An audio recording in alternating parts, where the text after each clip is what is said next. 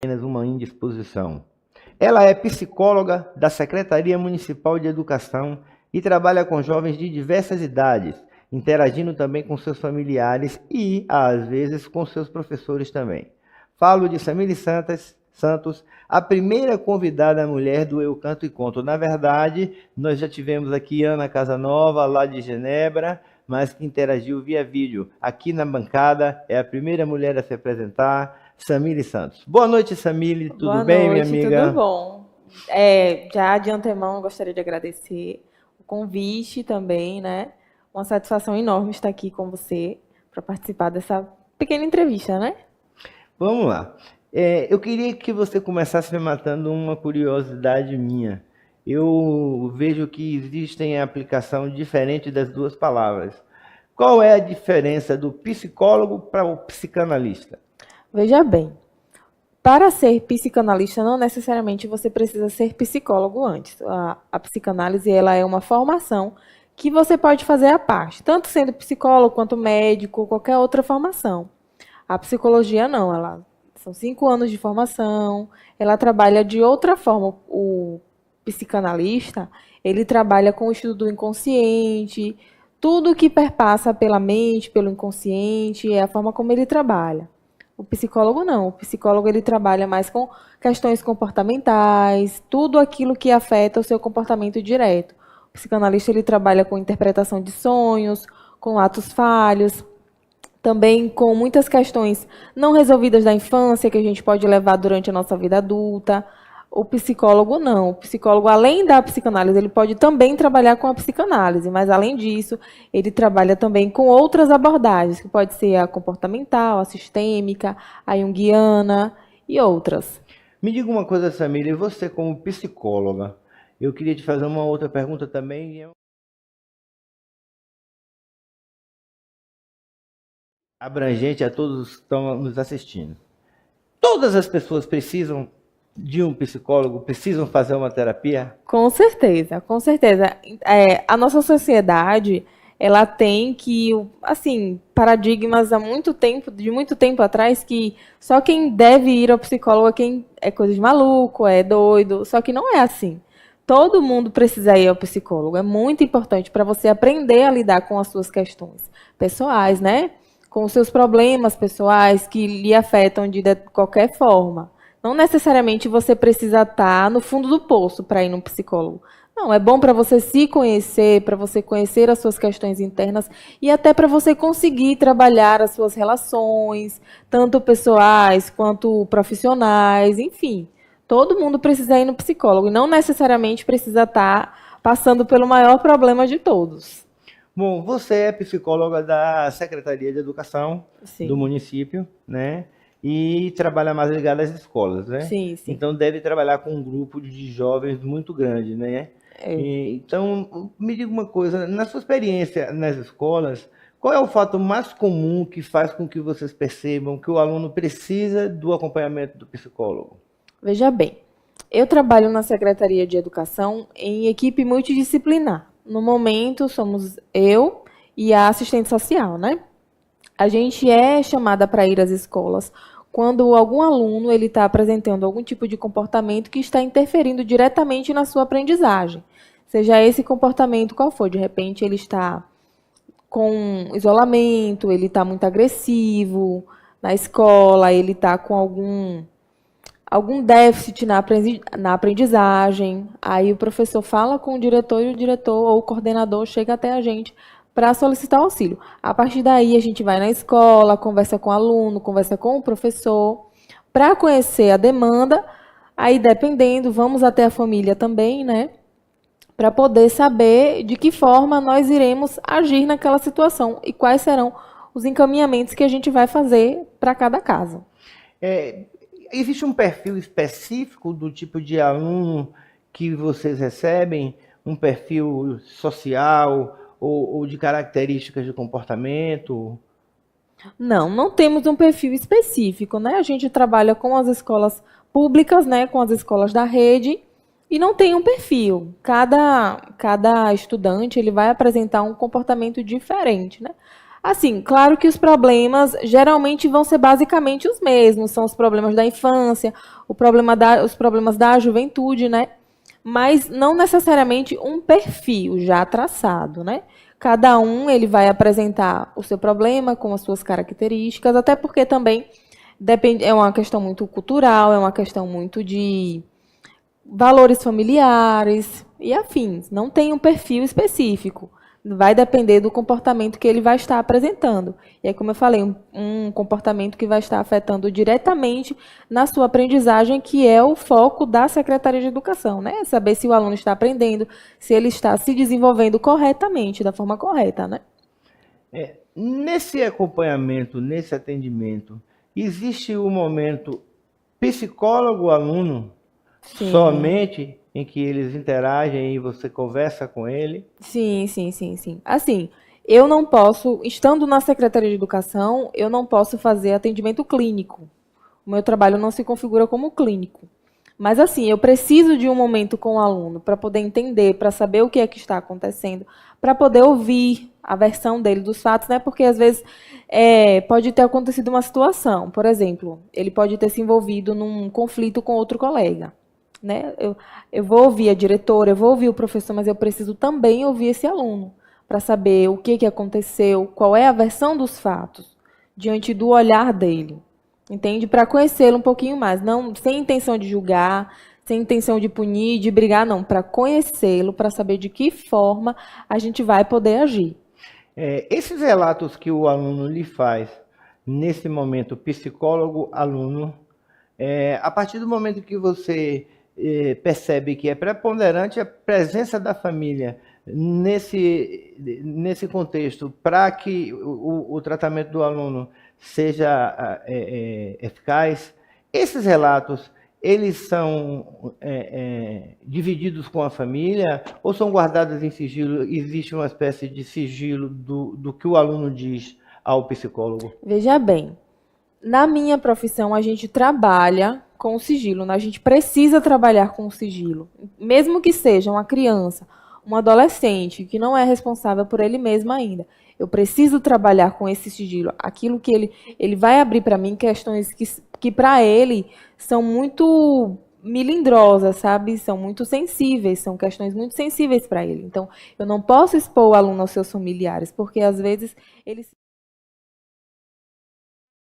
e não necessariamente ele vai se sentir confortável em partilhar aquelas questões com a sua família. Eu posso abrir algumas coisas para a família que eu ache necessário, até para que haja uma interação, até para que eu possa ouvir da família também sobre determinadas questões. Agora, diretamente, o que o aluno conversou comigo, eu não posso abrir para a família. E nenhum outro. Não só o aluno, mas se o professor falar comigo determinadas questões, se o diretor falar comigo, a família também falar comigo, eu não posso expor. É uma questão sigilosa da profissão. A gente não, a não ser em casos específicos que ameacem a vida do aluno ou a vida de outra pessoa. Aí a gente precisa abrir. Mas fora esses casos, não. As questões que ele passa para mim, eu mantenho em sigilo. Eu vou falar com a família aquilo que eu acho pertinente falar. Mas não necessariamente que tenha vindo do discurso do aluno. Entende? Ok. Esse tripé, aluno, família e escola, ele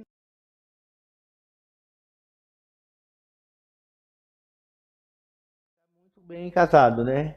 Com certeza. Defina pra gente aí, você na visão de psicólogo, a importância da família na educação do aluno, no comportamento do aluno dentro da escola. Veja bem, é o que eu sempre costumo falar, na verdade, né? A família, ela é a base de tudo. Não só para a criança, mas para qualquer outra pessoa, né? A família, ela é a base de tudo. E para uma criança e um jovem, um adolescente que ainda está em formação, a família é o seu principal norte. Entende? Ela é a base. Eu sempre costumo falar que a criança, ela vem como uma caixinha vazia. Né? Quem vai acrescentando as coisas lá dentro dessa caixinha somos nós. E quando eu falo nós, eu me refiro à família, ao contexto em que a criança está inserida, família, escola, contexto, sociedade e tal. Mas a principal é a família. A criança é reflexo de seus pais, né? Ela é reflexo da família. aquilo que ela vai apresentar na escola é 100% reflexo do seu ambiente familiar, daquilo que ela presencia dentro de sua casa. Então, se a família, que é o principal norte para aquela criança crescer e se desenvolver, ela não está passando para a criança que escola é importante, que aprender é importante, que ela deve estudar, que ela deve prestar atenção na aula, aquela criança ela não vai ter base nenhuma. Ela não vai ter vontade nenhuma de estudar nem de aprender. Então, é esse trabalho que a família deve fazer, né? De incentivar, de conversar, de se interessar pela vida escolar do aluno. Porque a família ela é motivadora. Participar, né? Exatamente. A família ela é motivadora. Ela quem faz o aluno querer ir, querer se dedicar, querer aprender. E não só o aluno, a sociedade como um todo, né? Você, eu, nós somos 100% motivados pela nossa família. Se a nossa família nos desmotiva em alguma coisa, né, seja qualquer área, a gente faz o quê? A gente tende a desistir daquilo que a gente quer, né? A não ser que a nossa força de vontade seja muito grande. A mesma coisa acontece com a criança. Se a família não está motivando, não se importa com a sua vida escolar, infelizmente a criança ela tende a não ir muito bem na escola, não se interessar, não participar, enfim. Então, a família ela é muito importante, muito mesmo. Você me fez lembrar de uma história interessante. Eu fui professor de matemática durante 5 anos e comecei a ensinar ainda muito novo, com 21 anos de idade, e no ensino médio. Antigamente a gente chamava de segundo grau. Então eu tinha alunos, a média de idade dos meus alunos era entre 15 e 18. Em alguns casos tinham até alunos mais velhos do que eu. E eu tinha um aluno que me dava uma dor de cabeça danada, e de vez em quando eu fazia queixas dele na direção da escola. Um dia eu desci da aula no intervalo, e quando eu estou entrando na diretoria, tinha um senhor lá fazendo um escarcéu, mas assim, falando coisas absurdas e tal. Eu fui conversando com a diretora, mas ele estava visivelmente transtornado e falando coisas absurdas. Eu sei que ele saiu. Aí a diretora virou para mim e me disse: "Você sabe quem é esse senhor?" Eu disse: "Não, é pai daquele aluno."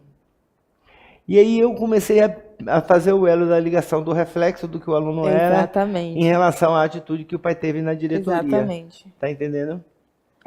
Exatamente. Eu tive um encontro semana passada com a rede pública de Serrinha, né, da rede pública de ensino de Serrinha, e aí muitos deles me apresentaram queixa de determinados comportamentos que os alunos tinham na escola, e aí diretor também sempre traz pra gente, que a gente não sabe mais o que fazer, que aquele aluno não tem mais jeito. Só que, veja bem, aquele aluno, o comportamento daquele aluno ali não é só o comportamento dele ali. Aquilo ali é só a pontinha do iceberg. Né? Aquele comportamento que ele está trazendo na escola é só a pontinha do iceberg.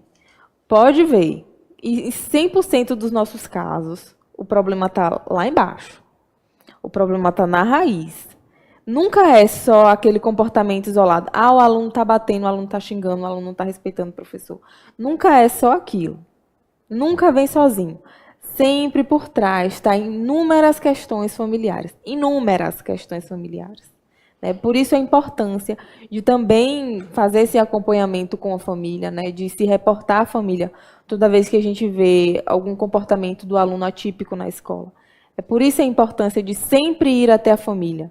Porque se a gente só tratar o aluno, né, que está apresentando comportamento ali na escola, se a gente melhorar, se a gente só acompanhar ele, o mal nunca vai ser sancionado 100%, né? Sempre vai estar lá o problema. Então a gente precisa ir a fundo, na raiz do problema, para a partir dali a gente conseguir consertar essa pontinha aí que é o aluno. É isso aí, Samile.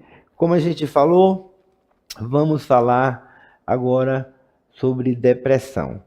Podemos dizer hoje que a depressão é também uma doença da juventude? Com certeza, com certeza. A grande sacada, na verdade, da depressão da juventude é que, tipo assim, os sintomas da depressão, eles são muito característicos da adolescência, dessa fase de transição, né? Da infância para a fase adulta. Então, alguns da sintomatologia da depressão, ela é muito similar aqueles problemas que o jovem já apresenta, né? Eu vou dar o exemplo do isolamento. Muitos jovens, eles já são muito calados, já preferem se isolar, né? Preferem o seu mundo do que a interação social. E a depressão, um dos seus sintomas é justamente essa questão do isolamento, né? Essa questão da pessoa ela querer ficar mais sozinha, ela não querer sair, ela não querer ter essa interação, né? Então, o grande problema está justamente nessa diferenciação, né? Do que é típico da idade e do que não é. Mas sim, a gente começa a observar que ela não é mais uma doença que acomete só a adultos, idosos. Ela é uma doença que cada vez mais a gente percebe que ela está acometendo também muitos jovens, né? Muitos adolescentes, muitos jovens, e a gente costuma ver com uma frequência muito grande, até dentro das escolas mesmo. E você acha que quais são os fatores que contribuem para isso, para que a depressão cada vez mais esteja se disseminando na juventude? Veja bem, como eu acabei de falar, o adolescente, ele está nessa fase de transição, né? O adulto, ele já passou por inúmeras coisas, ele já sabe lidar com determinados problemas. O adolescente não. Ele está aprendendo ainda a lidar com determinados problemas, com determinadas situações, com essa questão da transição também, né? Então, fica mais difícil para ele conseguir enfrentar determinadas situações, determinados problemas que ele tem. Até a questão também da problemas familiares, acúmulo de atividades, às vezes a sua vida escolar está muito, muito cheia, sabe? E ele não sabe como lidar com aquela situação, né? Quais são as principais consequências da depressão na vida escolar do jovem? O baixo rendimento. Dentro da vida escolar, com certeza é o baixo rendimento, né?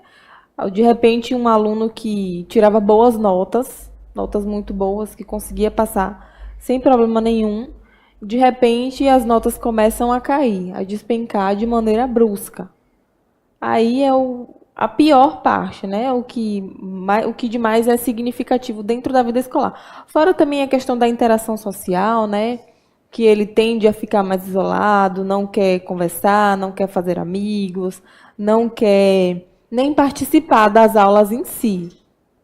Essas são as principais consequências, o que mais afeta dentro da vida escolar, né? Da depressão dentro do quadro da vida escolar. Aqui no nosso município existe algum projeto voltado para a prevenção da depressão no jovem, no meio escolar? Já alguma coisa em andamento?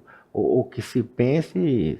Veja bem, um projeto pronto eu ainda não tenho conhecimento, né? A Secretaria de Educação, ela implantou essa questão do núcleo multidisciplinar. Não é voltado especificamente para o tratamento da depressão, mas a gente já consegue identificar se tem ou não a presença de um quadro depressivo dentro dos problemas que são apresentados, né? A partir daí, para a gente conseguir fazer os encaminhamentos, para a gente conseguir lidar com aquela situação. Mas um projeto, propriamente dito, eu ainda não conheço.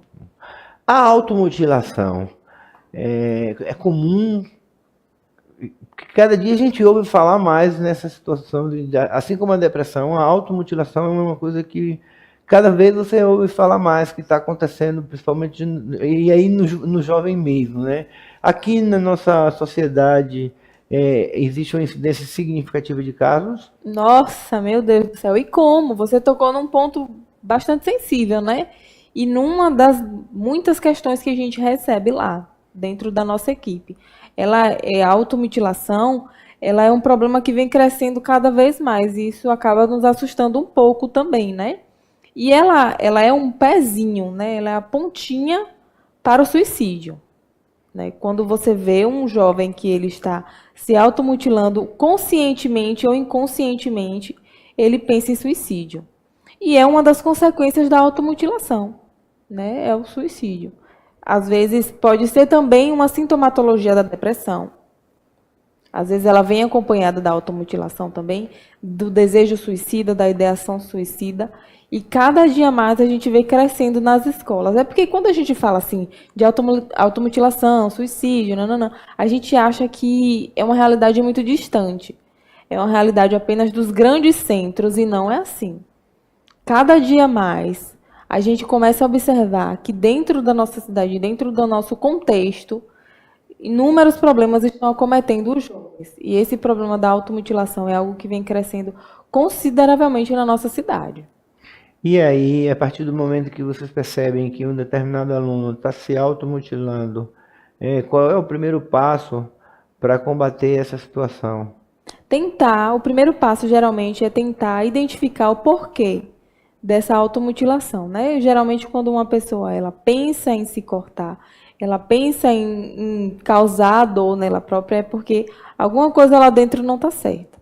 Ela tenta externar aquela dor, então é porque a sua dor interna é enorme, ela não consegue botar para fora, sabe? E a única alternativa que ela encontra é fazer pequenos cortes para tentar fazer com que a sua dor interna seja superada pela sua dor externa. Você consegue entender mais ou menos o que é que eu estou querendo falar? Uhum. Então, o primeiro passo para tentar solucionar esse problema é o diálogo, né? Conversar com o aluno, tentar entender o porquê dessa questão, qual foi a situação que deu início àquele problema, né? A situação chave que deu início àquele problema. Identificado, agora a gente vai para a família. Porque não é só um trabalho que é feito psicólogo-aluno. Não. É um trabalho que é feito com a família. A família também precisa estar ciente do que está acontecendo com o seu filho. E a partir daí ele começar até a ouvir, porque muitas vezes são alunos que não têm diálogo nenhum com os pais, que estão enfrentando N situações dentro de casa. Então, acham a automutilação como uma válvula de escape para essas situações vivenciadas. Então, é preciso que a família esteja consciente do problema, esteja consciente da situação, precise saber o que está acontecendo de fato, para que eles possam intervir também, sabe? Para que, em conjunto, escola, família, aluno, todos eles possam resolver essa situação. Você que trabalha diretamente com a rede pública municipal de ensino, você acha que a família serriense ela está bem estruturada para o acompanhamento dos seus filhos? Você percebe que a incidência de acompanhamento da família dos filhos na escola é boa? Ou você acha que a gente pode melhorar e se pode melhorar, o que você propõe que seja feito para que isso aconteça? Olha, eu vou ser bem sincera com você. Não. A grande maioria dos casos que nós atendemos lá são filhos que não são assistidos pelos seus pais, sabe? E o comportamento que ele apresenta na escola é justamente por essa não participação dos pais, por esse não olhar dos pais. Aí, quando a gente vai a fundo, vai tentar entender o que é que está acontecendo, as famílias fazem pouco caso, né? Pouca questão. Que ele é assim mesmo. Que isso aí ele está fazendo para chamar atenção. Mas não é assim. Não é assim. Se ele está apresentando algum comportamento atípico na escola, é porque tem algum problema e ele precisa ser acompanhado, ele precisa ser assistido, né? Aí o que pode fazer? Eu sempre falo que o diálogo, ele é a base de tudo. Exatamente tudo. Assim, eu acho que a partir do momento que você se dispõe a ser pai ou a ser mãe, você precisa cumprir com as suas responsabilidades. Que não é só dar roupa, dar uma cama, dar comida, não é só isso. É você acolher o seu filho, é você saber das necessidades dele, para além das necessidades fisiológicas, né? A necessidade de afeto, de carinho, de atenção, que está faltando, né? Não só na nossa cidade, mas na sociedade como um todo. As pessoas têm que só suprir as carências materiais, é o suficiente. Mas não é só isso, tem as carências emocionais também. E isso afeta muito, muito, muito mesmo. Então, a partir do momento que a família passa a olhar aquela criança com um olhar de preocupação para suas questões emocionais, para seus laços afetivos, né, sabendo que tem que ter responsabilidade, sim. Se você se dispôs a ser pai ou a ser mãe, você tem as suas responsabilidades e você precisa cumpri-las, né? É tentar, como eu sempre falo os pais isso. Poxa, não custa nada você tirar um pouquinho do seu tempo para sentar com seus filhos, conversar, saber como é que foi o dia dele na escola, saber o que foi que ele aprendeu, o que é que foi passado, se ele está realmente aprendendo mesmo. Não custa nada, desliga um pouquinho a televisão, desliga um pouquinho o celular e senta com seu filho, conversa. Procura saber o que está se passando na cabecinha dele, se ele está bem, o que ele está sentindo. Porque, para além das questões físicas, né, das feridas físicas que nós temos que nos preocupar também, nós temos as nossas feridas emocionais, né, que podem machucar e nos afetar tanto quanto as feridas físicas. Né? E só a partir da conversa, da atenção, do carinho, do diálogo, é que a gente consegue solucionar essas feridas, né? Que a gente consegue cicatrizar essas feridas. Samile, é uma pena que o tempo é curto, porque o assunto é muito rico, né? A gente tinha assunto aí para passar mais um bom tempo conversando. Eu quero agradecer demais a sua presença, dizer que foi extremamente enriquecedor para o Eu Canto e Conto ter você aqui e abrir o microfone para suas considerações finais. O que é que você quer passar para o pessoal que está nos assistindo? Primeiro de tudo, eu agradeço novamente pelo convite, né? É uma honra para mim estar participando desse programa. Programa esse que, a partir de agora, eu também vou começar a acompanhar, né? Porque é muito importante. E, assim, está em expansão. A nossa cidade precisa disso. Eu, primeiramente, né? Gostaria de agradecer pelo convite. E, assim, do que eu posso trazer da minha profissão para as pessoas que estão nos assistindo é: se cuidem também, né? Eu vou puxar a sardinha para o meu lado. Se cuidem, façam terapia. E como eu acabei de falar, para além das nossas feridas físicas, nós temos as nossas feridas emocionais. E, às vezes, o fato de ter essas feridas abertas ainda, não cicatrizadas ainda, é o que torna a nossa vida tão difícil. Né? Às vezes a pessoa está indo mal em inúmeras áreas da vida e não sabe por que aquilo está acontecendo, né? Não vai bem na profissão, não vai bem nas suas relações sociais, nas suas relações amorosas, e não sabe por que aquilo está acontecendo. Então, assim, muitas vezes esse problema justamente está associado às suas questões não resolvidas, a problemas emocionais, a traumas que a gente carrega de lá de pequenininho até a vida adulta. Então, façam terapia, procurem se conhecer melhor, procurem se cuidar também, né? Isso é muito importante e faz com que a vida flua mais tranquilamente, com que a gente consiga, pelo menos, aliviar um pouquinho da carga que a gente já carrega, né? Ótica Focus, tecnologia de primeiro mundo, oferece a você produtos da mais alta qualidade. Em Serrinha, Barrocas, Araci e Caldas do Jorro, você conta com atendimento personalizado para fazer com segurança seus óculos de grau ou esportivo. Óticas Focus, a tecnologia do primeiro mundo está perto de você. Venha conferir!